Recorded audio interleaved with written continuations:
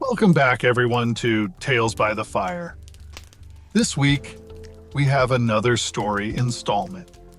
We will continue The Champion's Quiet and explore Chapter 11. Please sit back and relax. If you enjoy the story, please hit the like and subscribe buttons. Feel free to ring the bell to be informed of new content. And express your opinion and ideas by leaving a comment below. As always, your presence is welcome and appreciated. The Champion's Quiet. Chapter 11. The camp had been 100 small noises a moment ago. Torchwood popping, boots on packed earth, a baby crying somewhere inside a tent, a kettle beginning to whistle, and then being slapped quiet by a nervous hand.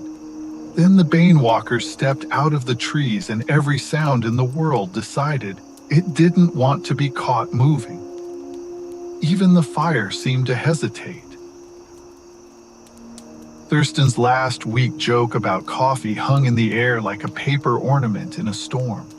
He felt it there, stupid and weightless and doomed.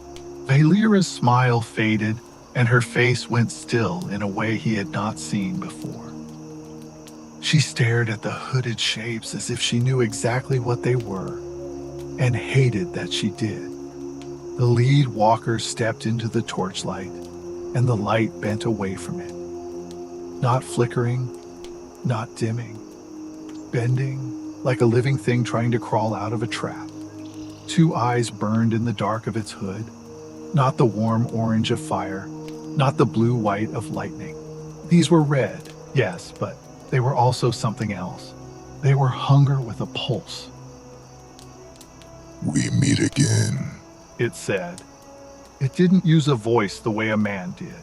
The words arrived inside Thurston behind his eyes, like someone had written them on the inside of his skull with cold fingers.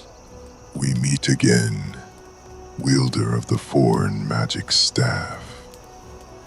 Thurston swallowed.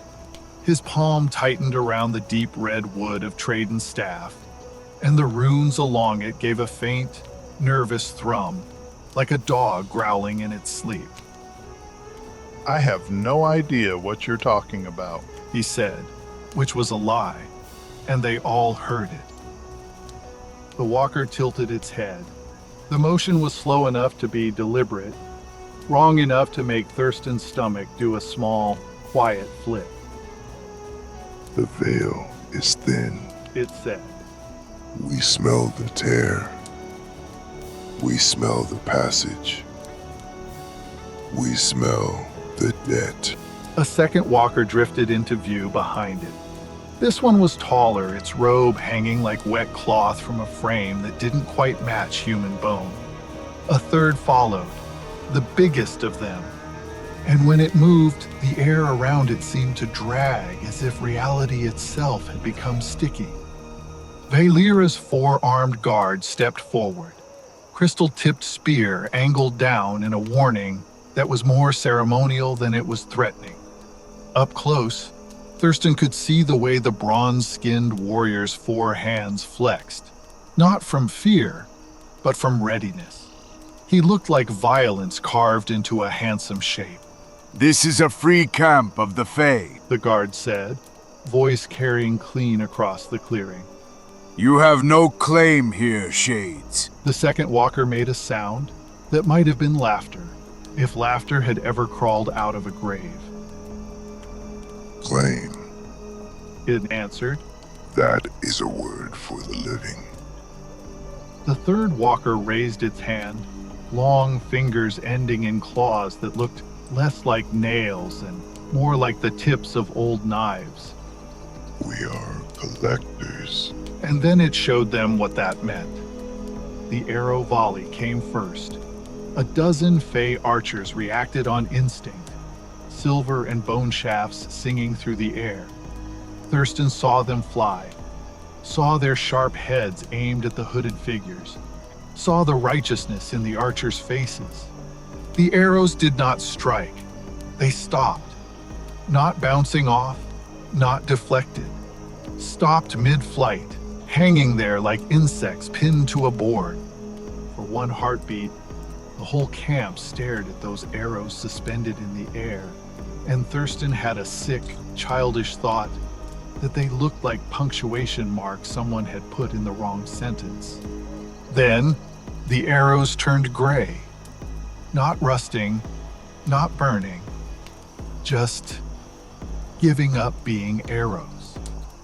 They crumbled into dust and fell in a soft, whispering drift, like dead snow. A sound came out of the camp that wasn't a shout and wasn't a scream either.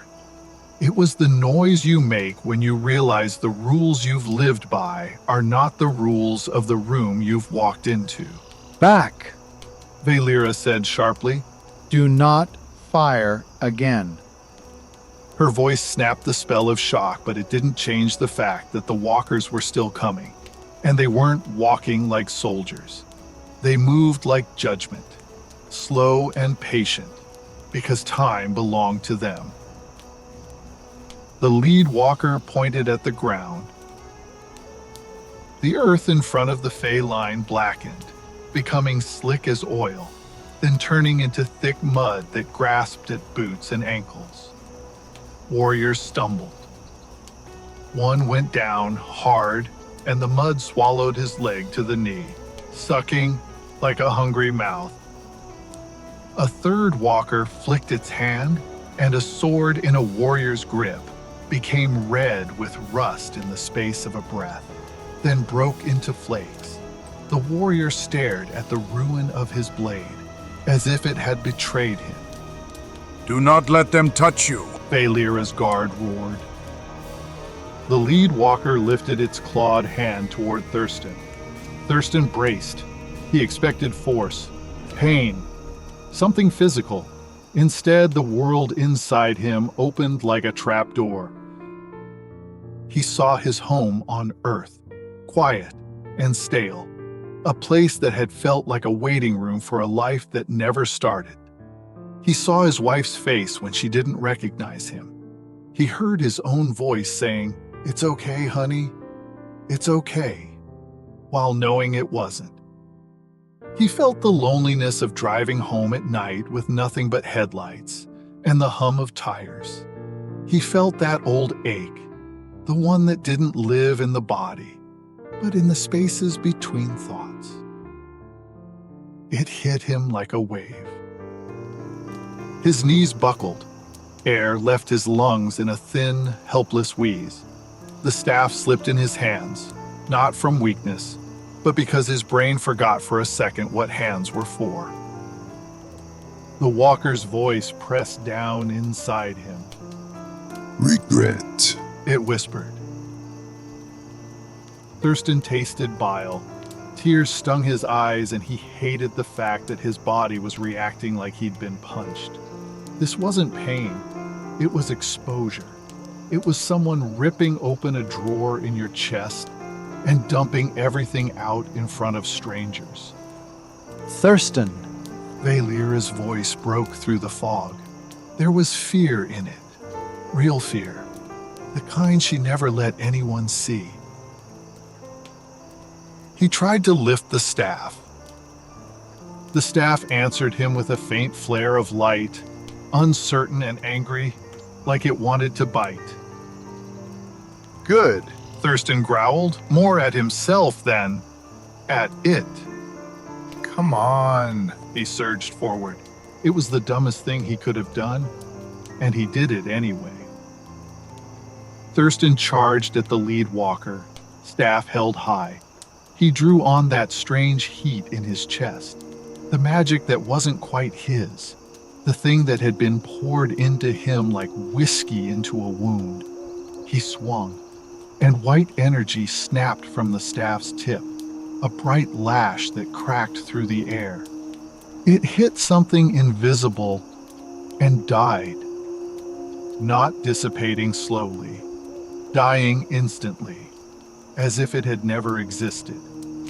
The walker didn't move. It leaned toward him. The world went gray. color drained away as if someone had pulled a plug. The torchlight faded into a dull, lifeless smear. The camp's shapes flattened, tents and faces becoming silhouettes. Sound muffled. Thurston could see mouths moving and hear nothing but a low, steady hum, like the ocean inside a seashell. Then the weight hit. It was not gravity. It was not pressure. It was a command. Kneel. Thurston's legs trembled, his muscles locked. He fought it the way you fight a dream where you're trying to run and your body has turned to wet sand. He dropped to one knee, then both. The staff clattered from his hand. He reached for it and his arm moved an inch, maybe two, before stopping, as if the air itself had become a wall. The lead walker stood over him. So loud, It said, so much power, so little shape. its burning eyes bored into him. We will take the huntsman. It continued. The debt must be paid. Thurston tried to speak, tried to shout, tried to move. Nothing. He was pinned, helpless, the great champion reduced to a man kneeling in dirt while the world watched. Vaelira stepped forward, and for a heartbeat he thought she would do something reckless, something queenly and foolish and beautiful. Her guard blocked her with one massive arm. Majesty, He said urgently. no. The walkers moved again.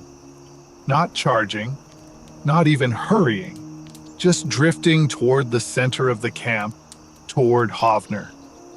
Hovner stood rigid, one hand on his sword, the other hanging loose at his side like he wasn't sure which part of him was more guilty.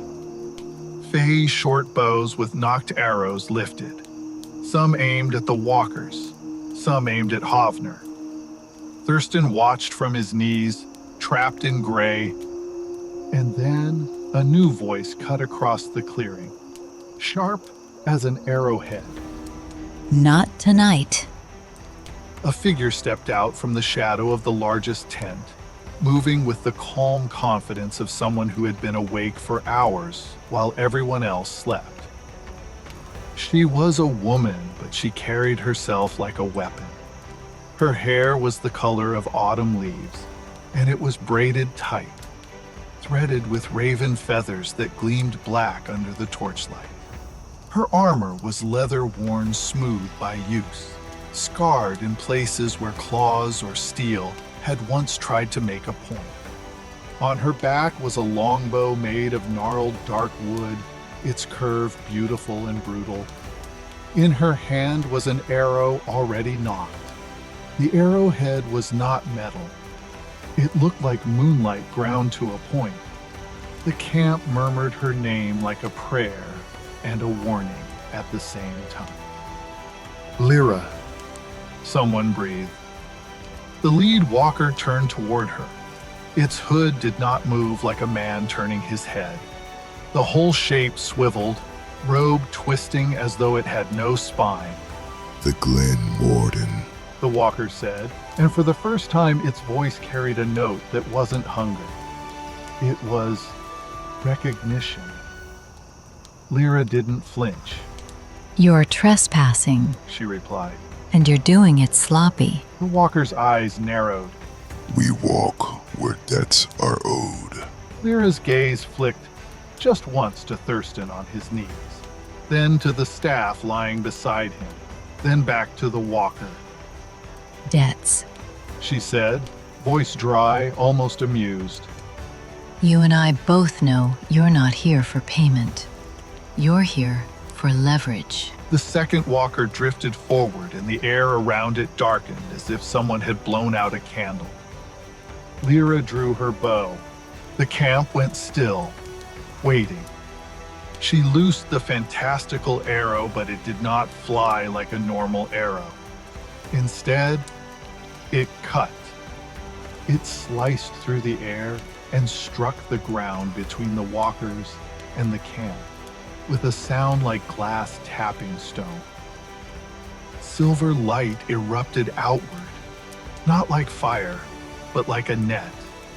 A web of shimmering lines spread fast, crawling across the earth, climbing over roots and stones and tent stakes, forming a pattern that felt older than language. The gray world created by the Bane Walkers snapped. Color rushed back into Thurston's vision. Sound slammed into his ears, too loud for a heartbeat, then settling. The crushing weight lifted, as if a giant hand had released him.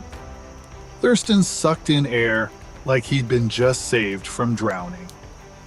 The walkers recoiled, not stepping back in fear exactly, more like something in their robes shuddered, as if their shapes were being reminded of rules they didn't like. Lyra moved again, smooth and deadly.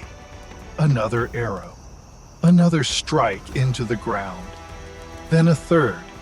The silver light formed a triangle around the walkers, lines brightening, pulsing.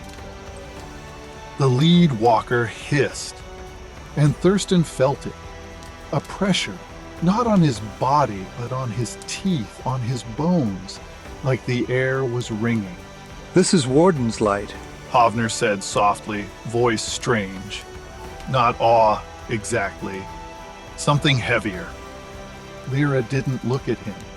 Quiet. She snapped, and he obeyed. The second walker raised its hand, and the silver web shivered.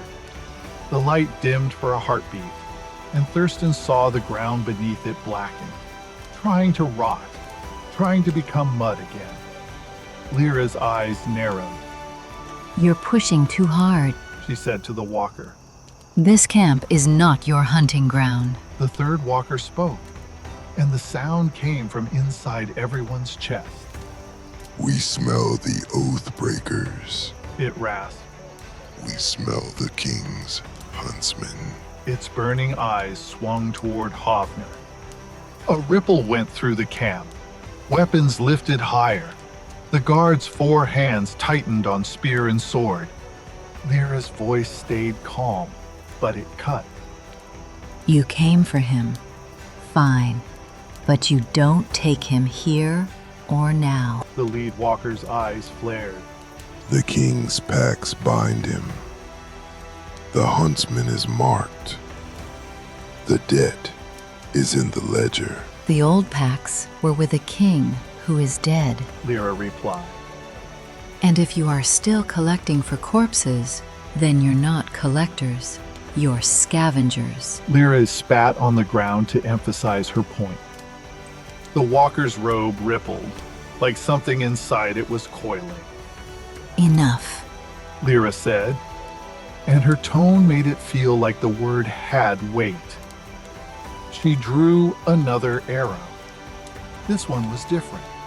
The arrowhead glowed, but the glow was not silver. It was pale, almost clear, like ice under moonlight. She loosed it high into the air above the triangle. The arrow stopped mid-flight. For a heartbeat, it hung there, suspended above the walkers like a star pinned to the sky. Then it shattered. Fragments of light rained down, and where they landed, the silver web brightened, hardening into something that felt like law. The walkers jerked. Their robes fluttered violently, as if a wind had grabbed them from the inside. The lead walker's voice rose, angry now, and audible in the air instead of being felt. We will return. Lyra's gaze didn't change. Of course you will. She said. You always do. That's the problem with rot. It loves coming back. The triangle flashed. The walkers collapsed into black smoke, not dispersing into the night, but being sucked downward into the earth, pulled through the silver lines like ink through paper. The silver web held for another moment, then faded, leaving the ground scorched in a pattern like a scar. Silence followed. Not the frozen silence from before. This one was exhaustion.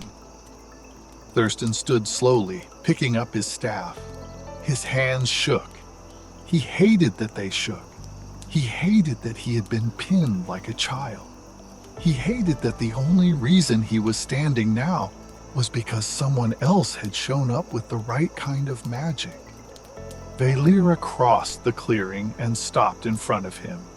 Her eyes searched his face as if looking for cracks. Are you hurt? She asked. I'm fine. He said. She didn't believe him. He could tell. Vaelira had never been good at believing lies that mattered. Before she could say more, the camp's murmur shifted, turning sharp. Eyes moved to Hovner. Lyra walked toward him with measured steps, longbow slung but ready. Hovner didn't reach for his sword. He didn't bow. He simply watched her approach with an expression that was almost polite and almost dead. Hovner. Lyra said. It wasn't a greeting, it was a verdict. Lyra, He replied. Vaelira's gaze snapped between them. you know each other? We've crossed paths. Lyra said, eyes still locked on Hovner. When he still wore the king's colors. When he still believed the king's lies were law. Hovner's jaw worked. I wore what kept me alive. Lyra's smile was thin. So did many of the ones you tracked. A ripple of anger rose in the camp at that, like a wave lifting. Some Fae muttered. Others spat into the dirt. The four-armed guard took a step forward, towering, spear angled. Vaelira lifted a hand. He stopped instantly. Enough. She said. Her voice carried authority, but there was strain in it now. She had just faced something that didn't care about crowns. Lyra finally looked at Vaelira. Majesty. She said, respectful but not warm. They will come again. I know. Vaelira said quietly. Give me counsel. Tell me what you know, Warden.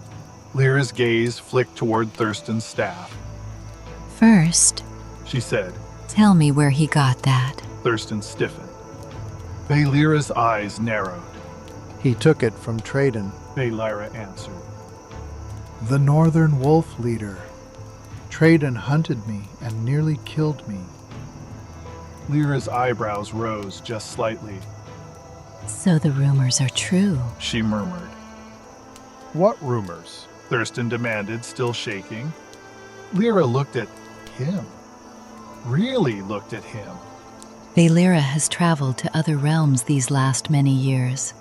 Although not common knowledge, it is also not a deep secret. The rumors, flowing like leaves dancing on the wind, are a man from another realm crossed over into our world, She said. and that the veil took notice. Thurston's stomach tightened. I didn't exactly cross on purpose. Well, it was on purpose, but it was to help Vaelira. Lyra nodded once. I'm sure it was. We all have our loyalties to the Queen. Lyra gave Thurston a long look, scanning him from head to toe, making him very uncomfortable. Vaelira seemed to notice, and her tone sharpened. How did the Banewalkers recognize him? Lyra's answer was immediate. Because the Banewalkers do not hunt people exactly. They hunt imbalance that they feel. They believe the imbalance is Thurston's staff, and they are hell-bent on obtaining it. Hovner interjected. Thurston immediately shot Hovner a menacing glance. What? It's true. I think we are past these secrets at this point in our journey. Lyra walked to the scorched triangle on the ground and crouched, touching the ash with 2 fingers. Her hand came away gray. That is all very interesting. She quipped. The Walkers have rules. Not morals, but rules. They can also be forced back if the boundary is made bright enough. But that does not destroy them. It just tells them, not here, not now. And next time, next place? Vaelira asked. Lyra stood, Next time they come prepared, she said.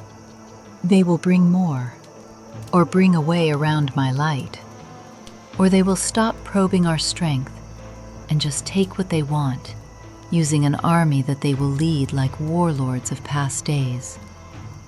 In the time of the king, they had many, many resources. If they didn't go away upon the king's death, then we need to assume they have resources. The camp murmured again, fear sharpening into anger. The 4 armed guard's voice rumbled. Then we kill them. Lyra looked at him like he was a well-made hammer suggesting it could cut glass. You can't kill what doesn't belong to life. She said. You can only deny it ground. Thurston's grip tightened around his staff. They pinned me He said, voice raw. like I was nothing. Lyra's eyes slid to him, They didn't pin you. she corrected. They convinced your body it had no right to stand. Her words provided him no comfort. The semantics did not matter. The experience was humiliating, and it exposed that despite his size. He was weak. Hovner spoke low. They came for me. Yes, Lyra said. and apparently for him also, or at least his staff. She added, nodding at Thurston. But you were the declared prize. The camp's anger snapped, and several Fey voices shouted at once. Huntsman, killer, king's dog. Vaelira raised her hand again, and the voices died grudgingly. We decide his fate later. She said, cold and clear. I am your queen. I am the judge. The guard bowed, though his 4 arms shook with restrained violence. Lyra turned toward Vaelira. Majesty, your camp cannot stay here. I understand, and I have already laid plans for moving. Vaelira said. Lyra's expression didn't soften. You must be swift. There is a source feeding the Banewalkers. It is several days away, but close enough to support a siege. A shadow well, a puncture, something old, something anchored. They are stronger near it. Vaelira's eyes narrowed. Where is it? I am not sure exactly, but it lies northwest. Lyra said as she turned and looked in that direction. I can only feel it. It is beyond the Blackwood Ridge, close to the old king's hunting paths. At that, all eyes shifted to Hovner. He didn't flinch. Lyra's voice sharpened. To seal it, I need 2 things: time and someone who knows the paths the king used to hide his sins. Hovner's mouth tightened. Well, that was subtle. So, you want me to guide you to this shadow well? I want you to start to pay for your sins. Lyra replied. No one here trusts you. I don't trust you. But I need you. Hovner's eyes flicked to Vaelira. If I leave, He said quietly. they will still come back again. Lyra looked back at the queen and nodded once. Yes, and they will keep coming whether we act or not. She crouched near the scorched earth, brushing ash through her fingers. The difference is how strong they'll be when they do. Vaelira's brow furrowed. Explain the shadow well to me. The Banewalkers, like our big boy here, are from another realm. Lyra said, giving Thurston a look. To move, they require conditions. The old king understood that. He couldn't conjure them, but he could make this realm desirable for them to inhabit, and then provide them doors in order to move around efficiently. She looked up, eyes sharp. The shadow well is a door of sorts. It radiates that which makes existence favorable to the walkers. A place where the world has been thinned, trained, shaped to tolerate them. Hovner's jaw tightened. The old king seeded them across his lands. Yes, Lyra said. carefully, quietly. Not one, many. Wherever he needed leverage, wherever he needed judgment to fall fast and without witnesses. A low murmur rippled through the camp. If the well is sealed, Vaelira said slowly. what changes? Lyra stood. This land becomes hostile to them, not forbidden, very uncomfortable. She spread her hands slightly. Like breathing smoke, like walking uphill in chains. They can still come, but they will be weaker and they will have no desire to linger. How far will this protection reach? Hovner asked. Lyra considered. Hundreds of miles, perhaps. The exact reach depends on how deeply the king carved the wound. Her expression darkened. Some scars go deep. Vaelira listened and absorbed the information, eyes distant. And sealing it? Lyra's mouth tightened. Difficult. Dangerous. The wells resist being closed. They live. They remember why they were made. Meaning? Vaelira pressed. Meaning it will defend itself. Lyra said. With guardians. With echoes. With whatever bargains were struck there. She met Hovner's gaze. That's why it requires someone who knows the king's hunting paths. And someone who can enforce old boundaries without tearing the land further. Hovner nodded slowly. And our great and heroic efforts will only affect this region. Yes, Lyra said. one scar at a time. Vaelira was quiet for a long moment. Then she said, Then we begin. Thurston could see the war inside her. She wanted her people safe.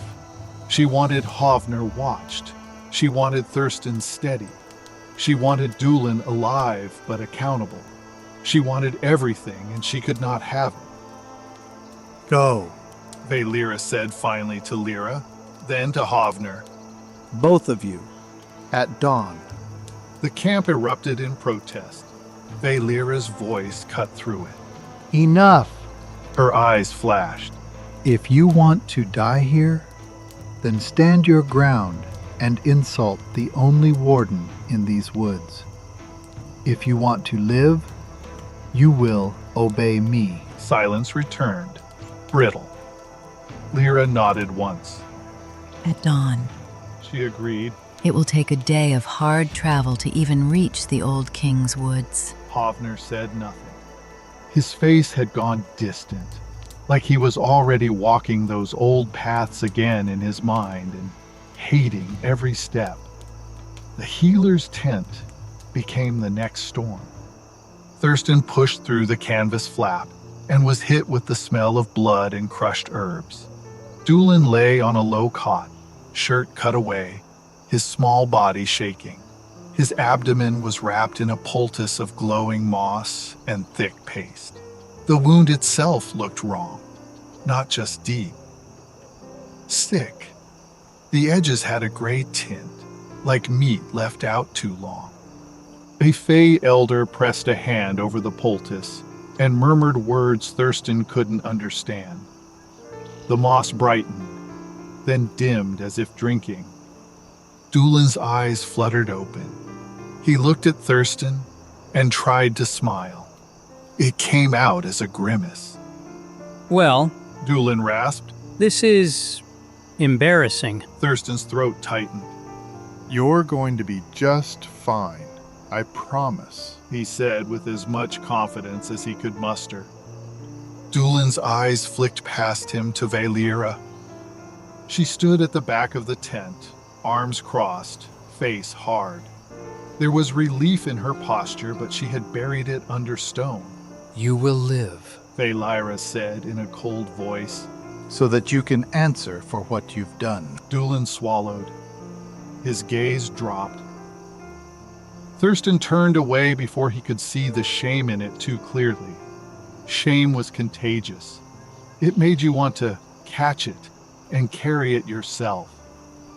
Outside, the night had deepened.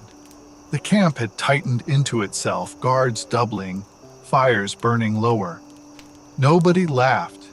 Nobody sang. Even the children were quiet, as if the air had taught them fear. Thurston stood near the edge of the clearing, staring into the black trees. He felt watched, not by eyes, but by memory. Hovner approached without sound, stopping beside him. Thurston didn't look at him. You had a rough day today. Hovner replied. You can't let a bad day hold you back. Hold me back? Thurston snapped. It stopped me. It put me on my knees. Hovner was silent a moment. Then, softer. They did not stop you with strength. It was mental manipulation. They simply made you believe you could no longer stand. Thurston's hand tightened on the staff. How do I fight that? Hovner's gaze shifted toward the trees. You learn to shape what is inside you, he said. Power is not enough. You need command. Thurston let out a short laugh that surprised both of them. Command? Sure. I'll just sign up for Magic Wielder's boot camp. Hovner's mouth twitched, not quite a smile. There are places in this realm where the old ways are still taught, he said. No camps and no boots. Thurston finally looked at him. Okay, fair enough. I suppose you know where these places are? Hovner held his gaze for a long moment, then nodded once. Yes. A third voice joined them, calm and inevitable. Of course he does. They turned. Vaelira stood a short distance away, silver hair loose down her back, moonlight catching in it like frost on glass. Her posture was composed, regal even, but Thurston saw the exhaustion beneath it, and something more fragile she would never admit aloud. Something she despised allowing anyone to see. You're leaving with Lyra, Vaelira said to Hovner. Hovner inclined his head. At dawn. Her attention shifted to Thurston. Not sharply, not gently either. It settled on him like a decision already made. You need to leave as well. It wasn't a question. Thurston blinked. What? She stepped closer until Thurston could smell her. That strange, clean scent that always reminded him of rain on stone. When we drank coffee in that small shop, she said, I allowed myself to pretend for an hour that I was not what I am, that I could sit across from you and be only a woman. Vaelira stepped even closer, her voice lowering, not for secrecy, but for weight. My people will watch you fail, she said softly. And then they will watch you stand again. They will see you as a champion. He shook his head immediately. No, they won't. Not here. Not while they are watching me get crushed by... He stopped himself, jaw tightening. Those things. The word things came out like a curse. She lifted her chin. You are chaos, Thurston. Vaelira's gaze drifted briefly to the scorched triangle burned into the earth, where silver light had carved law into soil. You are chaos, she said. And chaos can change the world or destroy it. You need to learn which. You cannot just rely on your size and strength to win the day. And ultimately, you need to learn and understand that which lies inside of you. She looked back at him, eyes sharper now, older. I know of a place, she continued, in another realm, far from this one. A realm untouched by courts and banners. A realm where a once great warrior laid down his weapons of war. Thurston frowned. Once? Yes, Vaelira said.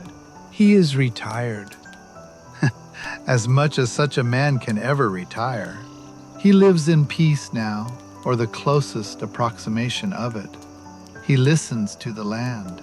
He harmonizes with it. He has learned restraint the hard way. Her gaze held Thurston's. He can teach you. A chill crept up Thurston's spine. You're talking about crossing realms. I am. Vaelira said simply.